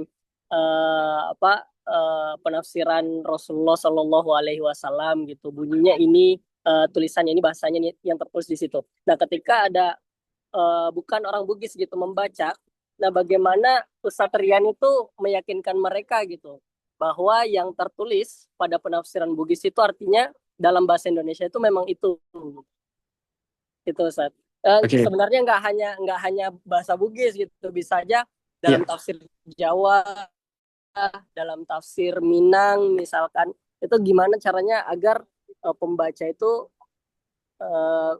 nggak hanya serta-merta membaca gitu bahwa yang disajikan dalam tesis itu artinya Betul. ini gitu. Terima kasih. Artinya di sini menjadi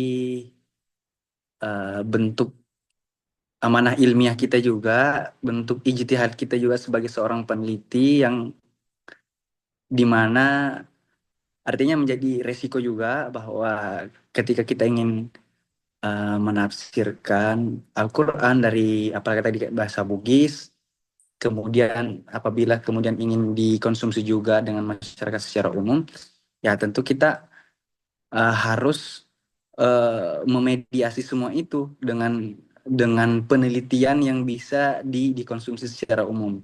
Dalam artian ketika kita misalkan menghadirkan penafsiran Al-Quran dengan bahasa Bugis, ya kita juga harus memediasi kepada halayak pembaca secara umum terhadap apa yang bisa dipahami juga secara umum juga itu dengan menggunakan bahasa Indonesia. Jadi itu sudah menjadi apa istilahnya tanggung jawab juga secara pribadi, tantangan juga saya secara pribadi untuk betul-betul bagaimana bisa meyakinkan kepada pembaca secara umum bahwa makna yang dimaksud dalam kalimat bahasa Bugis ini kemudian ketika diterjemahkan bahasa Indonesia ini adalah seperti itu. Ya.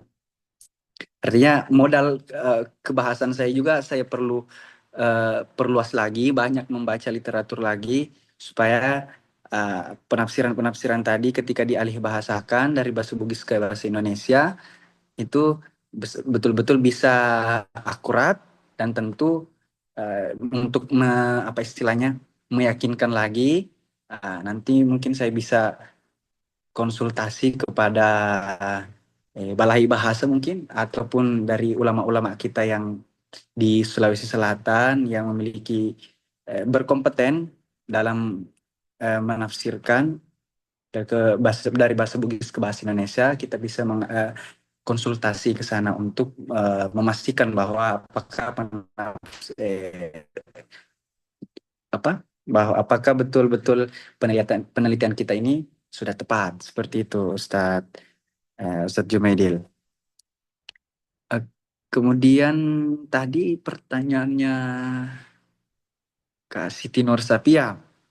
Tadi ada 2 pertanyaan, bagaimana sebagaimana sebenarnya saya melihat masyarakat Bugis sekarang dan kemudian kaitannya dengan penelitian ini. Jadi kenapa saya memilih objek Nabi Muhammad SAW sebagai objek kajian? Jadi dengan sering dilakukannya khususnya di kampung saya Isra Mi'raj, perayaan Isra Mi'raj, kemudian Maulid, dan begitu pun di masyarakat Indonesia secara umum, saya ingin lebih menambahkan wawasan mungkin secara umum bagaimana betul-betul bukan hanya melalui 2 momentum acara kegiatan itu tadi untuk mengenal sosok Nabi Muhammad. Jadi saya ingin lebih jauh memperkenalkan bagaimana sosok Nabi Muhammad SAW itu bisa betul-betul menjadi bagian dari diri kita, bagian dari hidup kita melalui kajian atau literatur yang berasal juga dari bahasa kita sendiri, yaitu dari bahasa Bugis. Nah, artinya mungkin dengan menggunakan bahasa kita sendiri, dalam artian dalam konteks masyarakat Bugis, masyarakat itu lebih bisa mengenal lagi bagaimana ternyata Nabi Muhammad SAW itu betul-betul bisa dijadikan sebagai panutan, pembentukan karakter dalam kehidupan sehari-hari. Nah, itu mungkin yang saya lihat di kampung saya khususnya, karena ya sosok Nabi Muhammad SAW itu hanya dibahas di ketika kegiatan besar itu tadi, dua kegiatan besar itu. Nah, berangkat dari keinginan saya ingin lebih jauh bahwa ini ada juga dari ulama kita yang lebih jauh membahas bagaimana sosok Nabi Muhammad ini menjadi teladan di kehidupan kita. Seperti itu. Kemudian pertanyaan kedua tadi, apakah di penelitian ini hanya khusus membahas tentang ayat-ayat kenabian? Ya, sesuai dengan judul yang saya tawarkan, bahwa memang fokus penelitian saya ini adalah ayat-ayat kenabian yang dimana nantinya mungkin saya lebih spesifikkan, lebih khususkan kepada ayat-ayat yang membahas mengenai akhlak Nabi. Teladan bagaimana Nabi menjadi teladan bagi kita semua, misalkan dari ayat surah Al-Qalam, wa innaka la'ala khuluqin azim, misalkan di surah Al-Ahzab, laqad kana lakum fi rasulillahi uswatun hasanah. Kemudian di surah Al-Anbiya, bagaimana Nabi diceritakan di situ bahwa Nabi itu adalah diutus menjadi rahmat bagi seluruh alam. Nah, itu mungkin yang saya coba untuk gali dengan penafsiran dari Andre Gurta Ismail, lalu kemudian mencoba mengkaji, menganalisis bagaimana kondisi masyarakat terhadap khususnya persepsi kepada Nabi Muhammad SAW. Seperti itu. Terima kasih. Berarti nanti untuk itu lebih ke batasan masalah berarti ya Ustadz ya. Maksudnya tadi seakan-akan ayat yang ingin ditampilkan tentang ayat-ayat akhlak Rasulullah Ya, seperti itu betul. Ustadz. Jadi sebagaimana yang saya cantumkan tadi di latar abstrak, memang ayat-ayat kenabian yang ingin saya bahas di sini adalah fokusnya kepada yang bahas tentang moral, akhlak, teladan. Jadi ingin betul-betul mencoba memaparkan kepada pembaca, khususnya bagaimana lewat kajian tafsir Andre Gurta Ismail ini yang berbahasa Bugis juga turut dibahas. Kemudian bagaimana penanaman karakter sosok Daud penanaman karakter dari Nabi Muhammad ini itu betul-betul bisa dicerna dengan baik oleh khususnya bagi pembaca secara umum, bagaimana tafsir Al-Munir ini berperan penting dalam menafsirkan ayat-ayat kenabian. Seperti itu.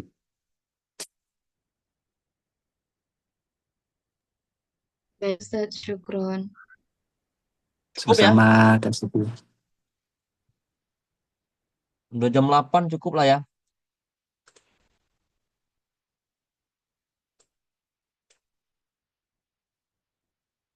Yang pertama, moderasi dalam pendekatan keadilan gender. Ini punya Sandi Sastrawan.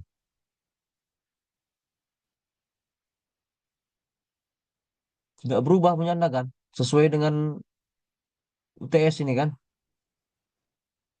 Sandi Sastrawan. Ada orangnya. Sandi Sastrawan. Ya Ustaz, sesuai dengan UTS. Oke, rumusan masalahnya buat jadi dua aja. Nah, tuh ada catatan saya ini ya. Nah, jadi dua saja, Oh iya, dipilih saja. Kemudian tujuan penelitian ngikuti rumusan masalah. Kalau dia dua, tujuannya juga dua. siap Ustaz. Baru apa lagi?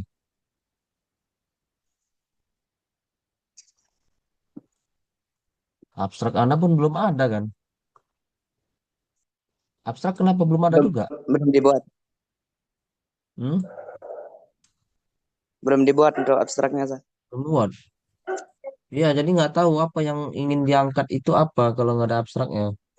Moderasi, adil gender Al-Quran telah terdapat tentang perempuan. Pakai tafsir Quraisy Shihab gitu. Apa yang baru dari moderasi tentang gender ini? Apa yang baru?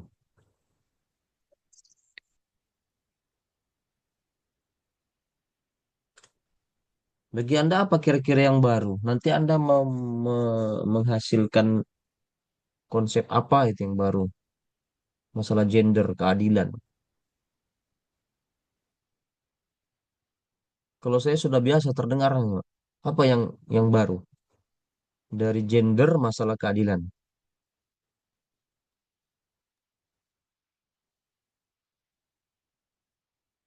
Silakan, apa yang baru?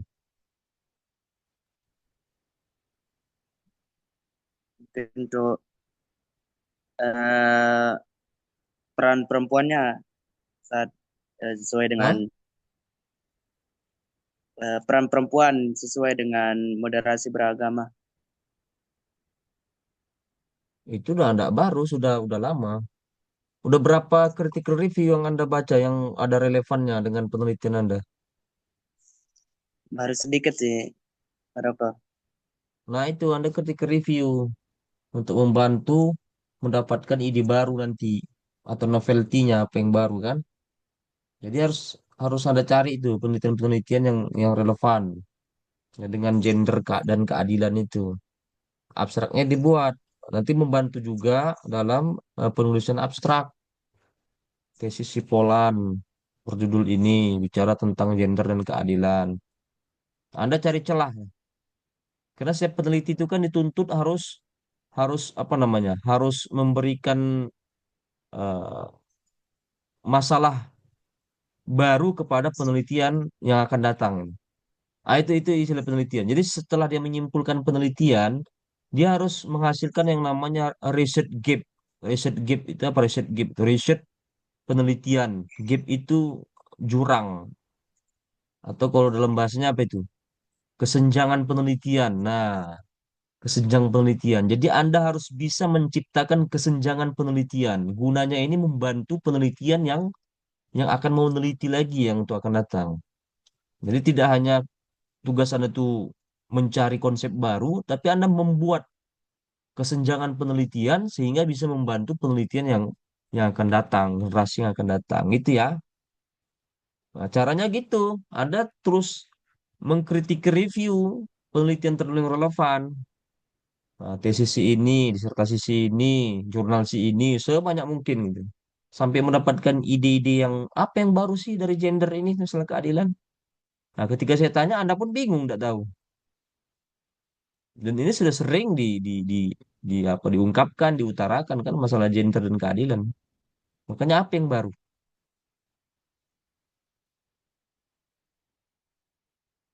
Hmm. Apa yang baru?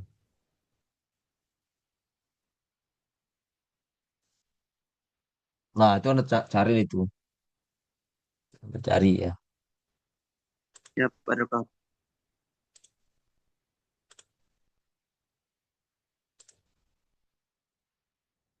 Baru dua lagi. eh ini PDF nih. Pertama siapa nih?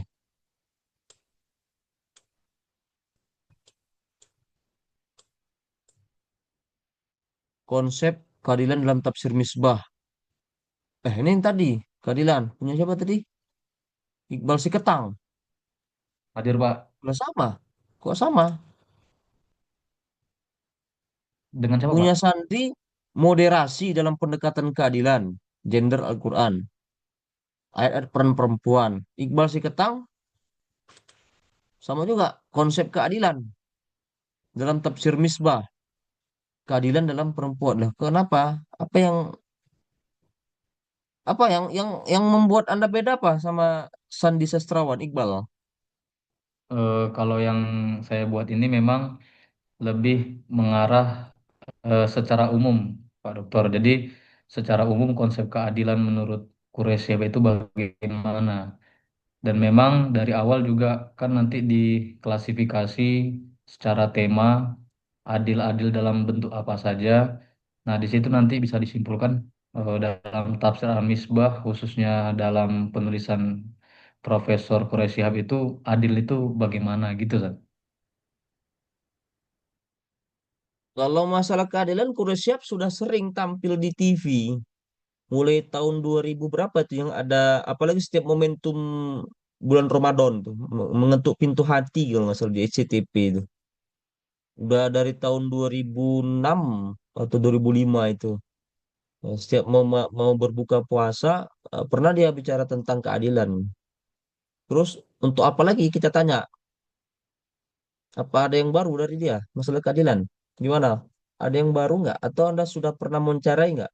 Mungkin keadilan yang pernah dibicarakan Quraish Shihab di tahun dasawarsa yang lalu, sekitar 10 tahun yang lalu berbeda dengan keadilan menurut sekarang. Pernah nggak ada wawancara gitu sama Quraish Shihab? Kalau untuk dinamis dari apa ya dari konsep mungkin belum ya eh, Pak Dokter karena saya juga jarang juga dengar kajian beliau secara online atau mungkin melihat media. Namun secara tertulis melihat dari tinjauan pustaka memang banyak juga yang membahas tentang keadilan. Makanya saya coba mengambil garis besarnya saja bagaimana cara pandang beliau gitu. Memang kalau melihat dari tema-tema yang pernah beliau bawa pasti udah sering konsep keadilan itu dikaji gitu. Cuman memang saya mau coba untuk mencari celah dulu di beberapa tema tadi. Mudah-mudahan dapat. Kalau nggak dapat mungkin ngambil salah satu dari aspek misalkan ekonomi atau mungkin sosialnya gitu, Pak Dokter. Sudah pernah ketemu langsung nggak dengan Quraish Shihab Anda bicara ngobrol? Alhamdulillah belum pernah, Pak Dokter.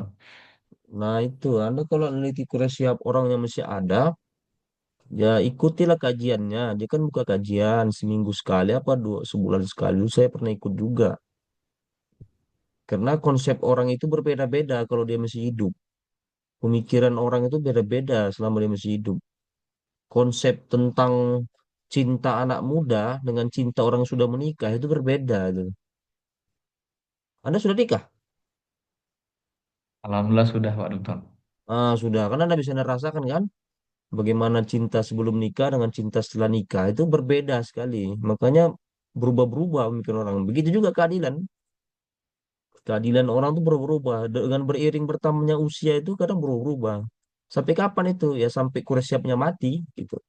Nah, tidak ada lagi dia mengungkapkan sesuatu yang baru. Makanya coba wawancara sama Quraisyab itu. Apakah ada berubah masalah konsep keadilan menurut Anda, Pak Quraisy? Apakah sama saja? Nah, itu coba Quraisyab ya. Mana tahu ada yang baru kan? Nah, jadi Anda dapat ide baru tuh. Tapi kalau Anda nggak pernah ketemu, nggak dapat ide baru, Anda tahunya gitu. Ya, penelitian-penelitian terdahulu yang relevan itu, yang dengan kaitan dengan keadilan konsep Quraisyab itu bisa terbantah semua teori itu kalau Anda langsung ketemu sama Quraisyab dan diskusi tentang masalah keadilan. Karena orang masih hidup. Beda kalau misalnya orang yang sudah mati. Nah, jadi kita berpatokan kepada penelitian-penelitian terdahulu yang relevan. Tapi kalau misalnya yang pengarangnya masih hidup, langsung saja ngobrol gitu.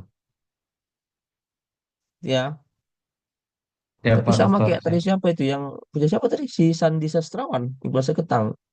Kalian harus hati-hati nih, harus bisa memiliki apa namanya ide masing-masing nih, meskipun sama ya nggak masalah aja, tapi harus punya apa yang baru gitu loh. Apa yang baru? Kalau bisa sampai membuat suatu kalimat yang baru.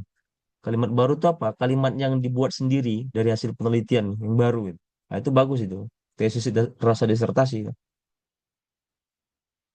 Abstraknya juga belum ada kan? Ini abstraknya belum ada. Makanya Anda munculkan debat akademik juga di situ. Nah, cuma itu aja yang saya soroti. Rumusan masalah buat dua saja, nggak usah tiga, dua. Sama kayak tadi Sandi Sastrawan ya. Dua, nah itu. Udah selanjutnya, Daud Ismail terhadap Nabi Muhammad. Ayat kenabian dalam tafsir Munir. Di sini abstraknya debat akademik belum muncul. Mana? Rian Saputra ya. Iya, hadir, Pak. Sudah berapa penelitian tentang Daud Ismail ini yang sudah Anda kritik review?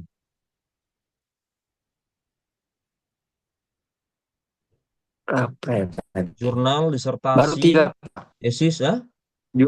masih basis jurnal, Pak. Kalau tesis kemarin belum, ini masih apa, abstraknya saja yang sempat saya baca waktu ke perpustakaan ini di PTIK. Nah, apa yang baru tentang Daud Ismail tentang Nabi ini?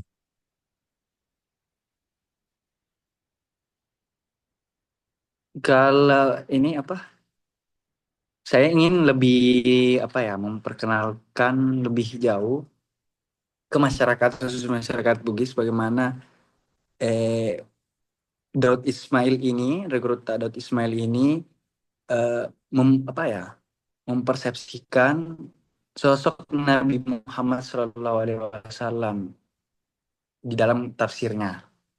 Jadi kemudian melalui dari apa, kajian ayat-ayat kenabian tadi itu, di situ mungkin bisa apa ya, lebih meyakinkan khususnya Coba kepada kira-kira, masyarakat bahwa kira-kira kalau begini nih, kalau saya sosok tanya Nabi begini, ini bukan. bagaimana Anda Ya, meyakinkan bahwasanya penelitian Anda ini memiliki corak baru dalam penelitian daripada penelitian-penelitian terdahulu? Coba. Kalau apa ciri khas penelitian Anda dari penelitian-penelitian terdahulu yang relevan dengan penelitian Anda? Apa yang jadi ciri khasnya? oke.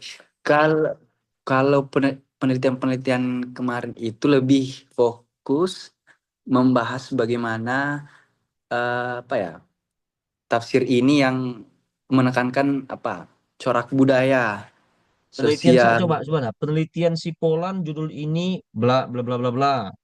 Penelitian si eh, Polan dengan judul ini bla bla bla. Nah, coba Anda kritikin sehingga Anda menyatakan bahwasanya ini penelitian saya ini loh Pak, memberikan warna baru bagi penelitian-penelitian mereka yang belum sempurna itu. Ya meskipun punya penelitian kita juga pasti dikritik orang gitu. Tapi Anda bagaimana mempromosikan penelitian Anda ini lebih bagus dari penelitian terdahulu ya. Coba Anda yakinkan saya. Kayak jualan saja. Anda pernah jualan eh, kan? Nah, kita ini begitu meneliti nih jualan. Ya, kita harus mengkritiki penelitian orang meskipun penelitian kita nggak sempurna, terserah orang kan. Penting apa penelitian kita ya harus kita angkat. Nih. Coba Anda yakinkan saya bahwasanya penelitian Anda ini memiliki yang baru lah. Nah, itu tadi yang corak baru dari penelitian sebelumnya. Ya, sejauh ini mungkin apa ya, karena lebih spesifik membahas tadi itu, Pak, spesifik membahas tentang Nabi Muhammad SAW, sehingga masyarakat, khususnya di masyarakat Bugis, bisa lebih mantap bahwa ini sosok Nabi bukan hanya untuk panutan untuk masyarakat ini saja, masyarakat tertentu saja, misalkan di Arab saja, tapi ya betul-betul seluruh umat manusia, termasuk kita di masyarakat Bugis, seperti itu. Kira-kira kalau tidak menggunakan Daud Ismail ini dalam mengenal Nabi, kira-kira masyarakat Bugis itu udah paham benar nggak dengan karakter Nabi? eh Kemungkinan bisa paham, Pak, cuman karena menggunakan bahasa yang digunakan bahasa sehari-hari, itu mungkin lebih menarik apa ya, perhatian, menarik perhatian, artinya kayak nilai jualnya mungkin tadi itu yang kita bahasakan itu lebih lebih tinggi, karena mungkin misalkan kalau bahasa Indonesia khususnya kayak di kampung itu Pak, hanya terbatas kepada masyarakat kelas ini ya Pak, masyarakat yang di sekolah mungkin, di sekolah, kemudian eh, guru-guru. Kalau usia-usia yang 50 tahun itu ke atas tidak, tidak ini tidak paham menggunakan bahasa Indonesia. Makanya ketika suatu waktu diberikan amanah misalkan khutbah di kampung itu ya kita menggunakan bahasa Bugis karena memang di masyarakat kita itu masih didominasi oleh orang-orang tua. Seperti itu, Pak. Jadi kita ingin lebih lebih intimate dengan memperkenalkan sosok Nabi ini dengan menggunakan bahasa Bugis itu tadi. Tapi karena Ukuran Anda tadi mengatakan bahwasanya mereka nyaman dengan penyampaian bahasa Bugis itu di masyarakat Anda itu apa? Ukurannya apa coba? Ukurannya apa? Bahwasanya lebih lebih paham mereka dengan bahasa Bugis daripada bahasa yang selain Bugis itu. Ukurannya apa? bahasa ini sehari-harinya itu, Pak. Karena itu tadi karena patokannya kita masih didominasi oleh apa? Orang-orang tua di kampung itu. Itu makanya mungkin lebih Selain itu Daud tadi Ismail ini sifatnya punya nggak tafsir bahasa Bugis juga? ada dari apa ulama lain misalkan yang dari orang Bugis juga kayak Andre Gurta Ambo Dale, ada Nah, juga nah berarti kan ada yang kan? Berarti kan ada kan selain ya Daud Ismail ini kan?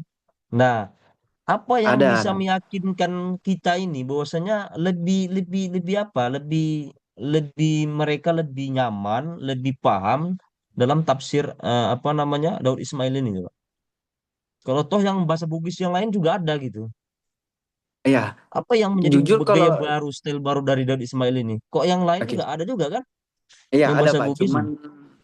kalau yang tafsir yang lain itu saya jujur belum pernah membaca juga tapi karena memang karena tafsir Daud Ismail ini yang sering mungkin diteliti karena kekhasan tadi itu ada penekanan corak budayanya, kemudian berangkat dari permasalahan-permasalahan di masyarakat Bugis itu sendiri, sehingga ini lebih banyak ini di, di, diteliti oleh para peneliti dan literaturnya masih terjangkau gitu. Oke, jadi itu harus bisa Anda bandingkan ya. Jadi yang apa kita bicarakan itu harus Anda bisa ya terangkan ya di dalam tulisan Anda itu. Itu ya Aryan Saputra ya. Oke, siap Pak. Ya meskipun di sini masih Siap, banyak siap Pak. terdapat belum sempurna ininya ya proposalnya. Abstraknya juga belum dimunculkan, perdebatannya juga muncul ya. Itu ya. Nah, jadi yang Iya, siap apa Pak saya Dokter. tanyakan itu bisa jadikan perdebatan tuh. Kenapa harus Daud Ismail sementara ulama-ulama lain ada gitu. Itu bisa jadi Anda angkat jadi perdebatan atau riset gapnya bisa jadi di situ. Ya, Siap. gitu ya. Saya rasa Oke itu Pak. saja di closing Terima statement lah. kasih Pak. Apa? Closing statement. Ada kan makalah.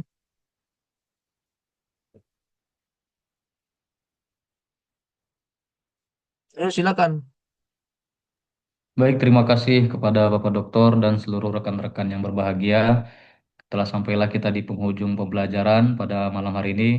Mudah-mudahan dengan diskusi yang panjang, kita selalu diberikan kesehatan, keberkahan, ilmu yang bermanfaat, orang tua sehat, rezeki lancar. Amin ya rabbal alamin. Jazakumullah khairan kasiran. Assalamualaikum warahmatullahi wabarakatuh. Waalaikumsalam warahmatullahi Waalaikumsalam wabarakatuh. warahmatullahi wabarakatuh. Terima kasih. Waalaikumsalam Saya Liv, warahmatullahi ketua kelas. Tolong wabarakatuh. di screenshot ya.